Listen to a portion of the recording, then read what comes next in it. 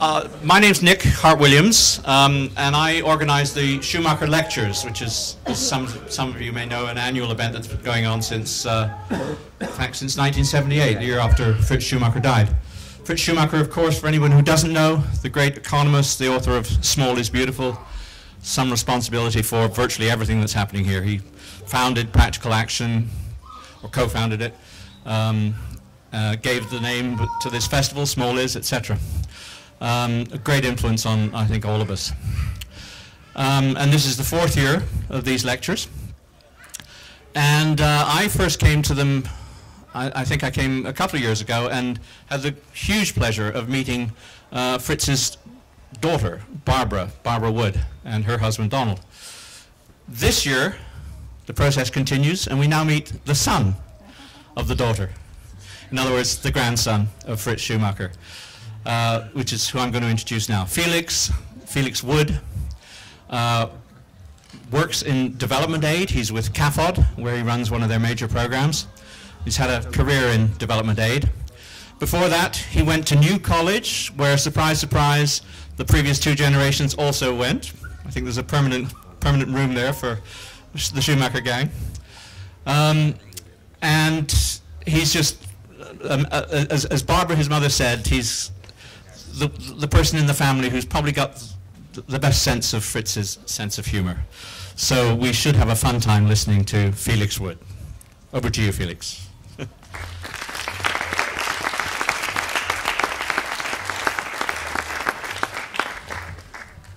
Thank you. Quite a setup. Can I get a stand for the mic? I've got notes, quite a lot of them.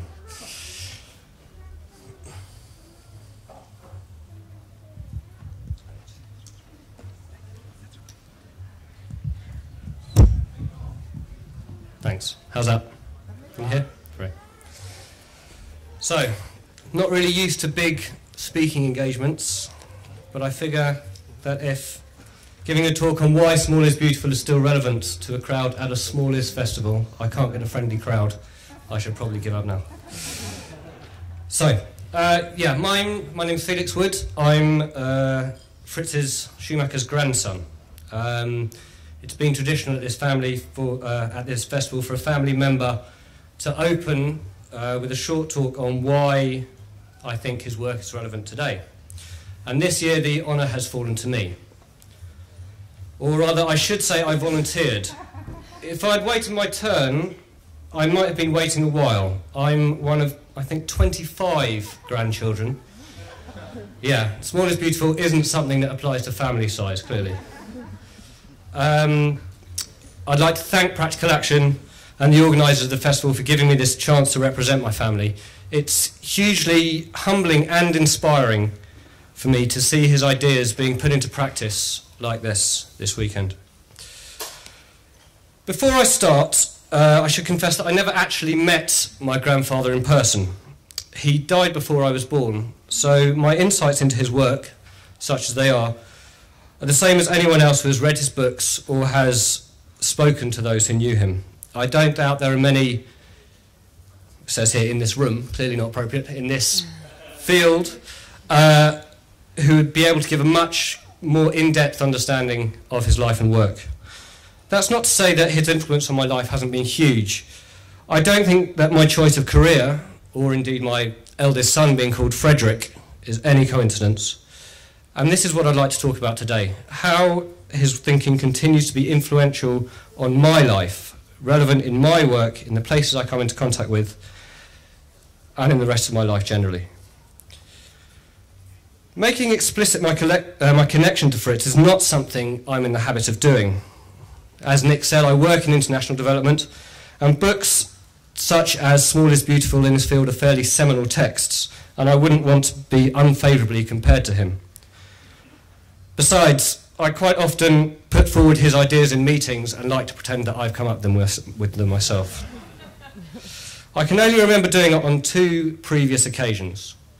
The first was to an economics A-level teacher, whose response was to say that he was unsure, quote, how that hippie stuff really applied in an essay about the benefits of growth.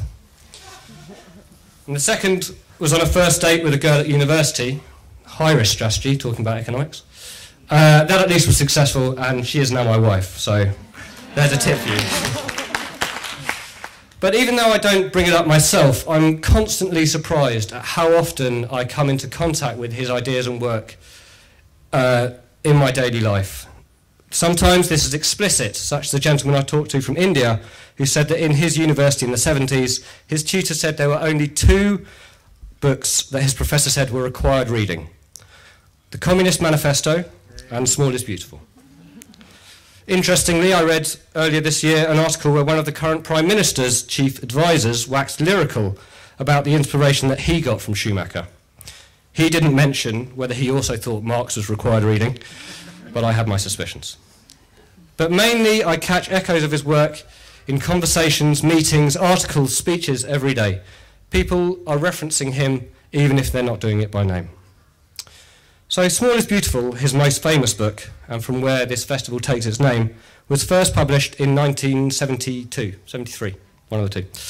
I've done my research, you can see. In the 40 years since, it's never once been out of print. The phrase alone I see pretty much weekly in newspaper headlines and adverts. So a slim phone, small is beautiful. A mini car, small is beautiful. I read an article 2 weeks ago in The Observer on houses, small is beautiful. All of these take the phrase because it's relevant to size, which in my mind rather misses why the second part of the phrase is so important.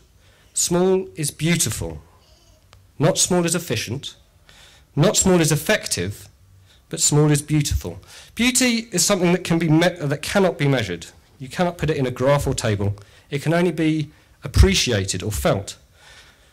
The phrase small is beautiful is the perfect title for that book because it speaks to stepping away from interactions driven by the quantitative and acknowledging the qualitative aspect, the human aspect. In one of his essays, Schumacher told the story of when he was a farm labourer, and one of his jobs every morning was to go up a hill and count the number of cattle. Every morning he'd go up, and every morning there'd be 32. There was an old farmer at the gate, and he said, "Young man, what do you do here every morning?" And Fritz replied, "Nothing much, I just count the cattle." And the farmer said, "If you count them every day, they won't flourish." Now, Fritz's reaction to this, by all accounts, was pretty dismissive. He saw himself as economics-trained professional statistician, and the farmer was merely some yokel. And by all accounts, I'm sure Nick could testify, young Fritz wasn't exactly lacking in self-regard.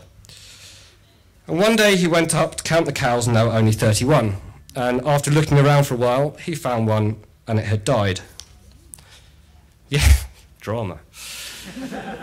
His reflection on this was that he had been concentrating too much on the quantitative when he should have been looking at the qualitative. He should have looked at every beast every morning to see whether it was all right. And then, if he saw one looking a bit mangy, he could have done something about it. It's an interesting thought, and one that's quite easy to lose in this world today where so many things, growth, GDP, employment, are reduced to just clinical figures. So, is it still relevant? It's all very well, this beauty thing, but beauty doesn't put food on the table. In these economic times, we are told growth, GDP and employment are the few things that matter. Take care of growth and the rest will take care of itself. To paraphrase Scarface, or The Simpsons, first you get the growth, then you get the jobs, then you get the happiness. So, was my economics teacher right? Is the work of this old hippie essentially irrelevant? Has the world moved on from an era when we could consider these things? Let me quote from an article he once wrote. He said, "To judge by the flood of public utterances on the state of the nation, we are in the latter stages of a bad economic crisis. We are told we must cut inflation in half so as to put ourselves more in line with our main competitors and to put ourselves in a position to benefit from the upswing in the world economy. We shall then be able to balance our international account, even start paying our monstrous debts, and get back on the happy road to economic growth." Sound familiar? That was in 1975. As someone who experienced the aftermath of the Second World War and of the cyclical recessions and depressions that followed it, Schumacher's work is not something that came out of an atmosphere where everyone was rich. They are not ideas that you can only afford in times of plenty. Quite the opposite. That essay was entitled "The Party is Over," and in it Schumacher stated that he saw the end of an era. Now, critics of Schumacher might point out that after the 70s the world went up again, so the difficulties were certainly not the end of an era. They might also point out the calculations he presented in Small is Beautiful on when oil would run out as being incorrect. This, in some people's eyes, is something else that points to his work being faddish. Now, I didn't do economics degree, I did a history degree. I'm a historian by training, and at school I spent a huge amount of time learning dates. Dates of kings and queens, dates of battles, dates of peace treaties.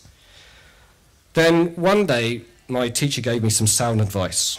He said, "The dates that things happen don't matter. What's important is the order in which they happen." And I would apply that here. The fact that oil didn't run out in the past certainly doesn't mean it won't run out in the future. We might get better at drilling or extracting it from increasingly difficult environments, or getting it at the expense of areas we previously to be a little bit important for other things. But at some point, it will run out. In the same way, the fact that 1975 wasn't quite the end of an era doesn't mean that the crises of resources, of ecology, and of society that Fritz pointed to then haven't been solved. Clearly not. Well, people might say these are overarching issues, but enough has changed in the detail with the advent of the internet, cheap computers, cheap flights, that the solutions to the crisis must also move with the times. But for me, my grandfather's work remains relevant because it doesn't look outward at the incidentals. His work's observations on humanity, on what makes people tick. He doesn't claim them to be startlingly original in insights for some. But his genius is to bring them together in a way that not only makes you think what he thinks, but also to think that that's what you thought already. His idea of intermediate technology, technology suited for the user, for the well-being of the user, technology with a human face, was expressed using intermediate economics in a language suited to whoever might listen. As he said, any fool can make something complicated, but it takes genius to make something simple. So his self-regard didn't dip hugely as he got older either. This wasn't just a phrase to show that he was making complicated ideas simple for the rest of the people. The process of simplification was a journey that he himself had gone on. We shouldn't forget that, first and foremost, he was a highly trained and respected economist. His journey was to reach a point where he saw economics as a tool rather than a driver. An important tool, and one that needed to be grappled with, but one that we shouldn't be subservient to. It shouldn't become, as he put it, the religion of economics, which he then added is a polite way of saying making money. Now, I'm sure anyone who works in the same field as me, international development, or anyone who has engaged with the government in recent years, even if it's just listening to what politicians say, will be familiar with the term value for money. Seeing any nods? No, lucky you. I grapple with it on an almost daily basis, and the reaction I tend to get when I bring it up is one of horror or disgust. But I think it's important to show value for money. But we need to show that value is more important than the money. While money can be counted, value requires a more human interaction. Economics, yes, but, as Fritz put it, economics as if people mattered. So, why do I think his work is still relevant? For the simple reason that the prevailing philosophies that were driving the crises that were around when he was putting forward his views are still with us today. I see people talking about their quality of life as something that is the opposite of their economic prosperity, a choice that they have to make. You can have one or the other. We can see that his ideas have been taken on in many places, not least here, but the dominant economies, whether they be nations or firms in the world, continue to be based on three main assumptions.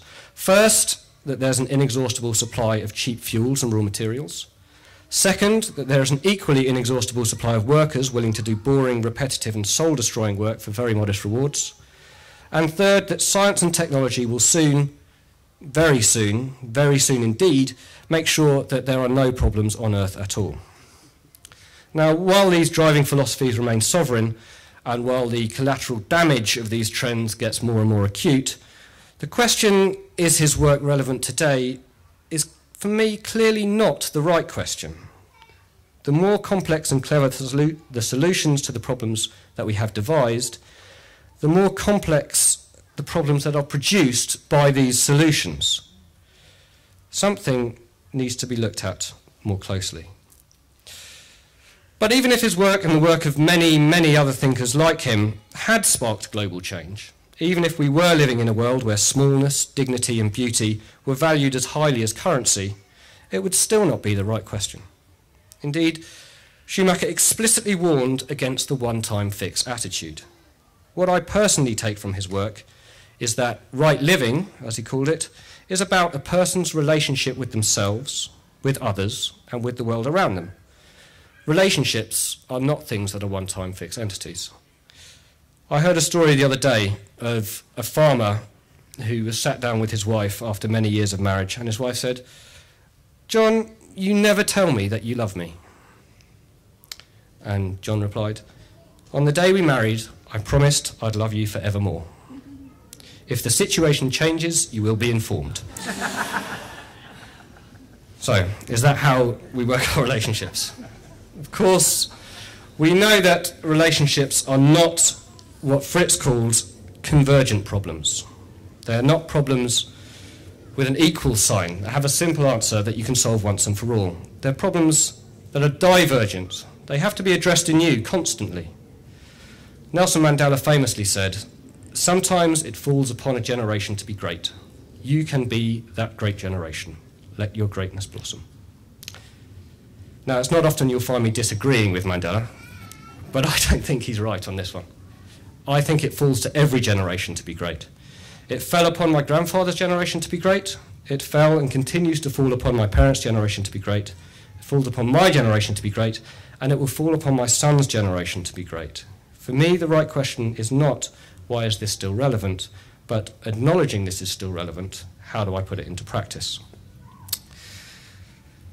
Now, I said at the beginning that I could only speak about what Schumacher's work means to me in my life, and fortunately, the message that he puts out is suited to that. Fortunately, the message speaks primarily to the individual.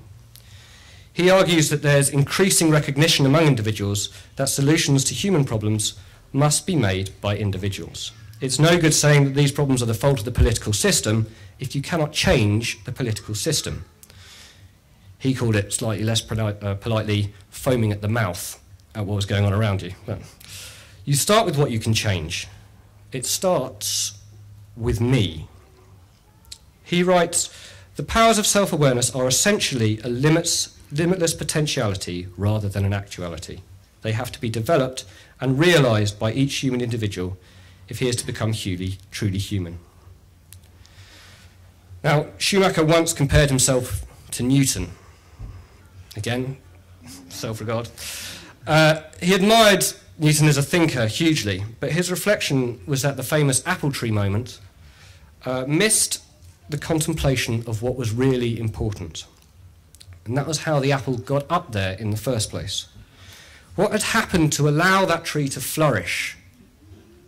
Now, planting trees itself is a choice, a political choice, but that also requires awareness and thought. I used to live in Ethiopia, and I was often struck by two things. First, the huge many people, and the second, the eucalyptus trees there were. Now, these had been introduced in the early 20th century because they grew fast and provided timber for building, and they were sucking up nutrients from the ground at a huge rate of knots. The forests, on the other hand, were 500 years old. Someone who plants a eucalyptus tree is reacting to an immediate problem, a quick fix. But someone who plants an oak tree, which will take hundreds of years to reach maturity, now there is someone who believes in a future. This is the understanding that I have of my grandfather's work, and the understanding that I hope to pass on to my children. What matters, apply the lens of beauty and approach the world on that footing. As Schumacher said, it starts with right thinking, and right thinking must lead to right action. So, wrapping up now. I've been guided by the thoughts of my grandfather, not through some slavish family loyalty, but because to me they just make sense. Yeah, there are some things that had I been able to, I would have loved to debate with him. But the main premise holds as true as it did today when he was alive. Particularly in these times, when it seems that the wholeness of creation, our world, beauty, is assaulted constantly by the economic imperative, where the markets dictate misery to millions, where we are seeing the very opposite of economics as if people matters. It seems like a huge task. In my own life, the assault of technology, of materialism, makes it hard for me to search for simplicity and beauty first and foremost. There's always another email to check. But I'm comforted by an essay he wrote called This I Believe. In it he says that our dignity as humans gives us responsibility to others. Schumacher asked the question, how on earth can I feed the hungry and clothe the naked? There are hundreds and millions of them. But we make the choice not to just drift along, following our instinctive promptings, just taking things easy and making ourselves comfortable, if necessary, even at the expense of others. As long as we use our talents not to live and work simply for ourselves, but also to serve the rest of creation, that is all that can be expected. Thank you.